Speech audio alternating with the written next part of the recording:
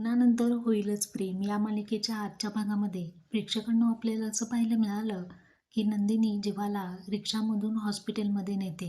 आता जीवाची तब्येत ठीक असते तेव्हा नंदिनी जीवाची कान पकडून माफी मागते. मला माफ करा, मी तुमच्यावरती विश्वास ठेवू शकले नाही.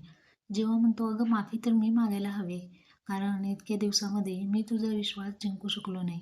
नंदिनी म्हणते बास आता पुरे झालं, चला तुमची तब्येत ठीक नाही आहे, जेवून घ्या, आतमध्ये चला. इतक्यात जेव्हा म्हणतो काय बनवले जेवायला, प्रॉन्स.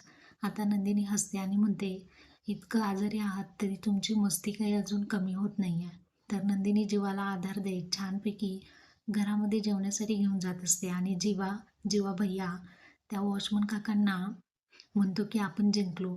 दोघंही खूप आनंदात असतात आणि नंदिनी खूपच प्रेमाने सावरत जीवाला घरामध्ये घेत असते आणि त्यानंतर ती बाबांसोबत सुद्धा भांडते की तुम्ही माणुसकी दाखवली नाही.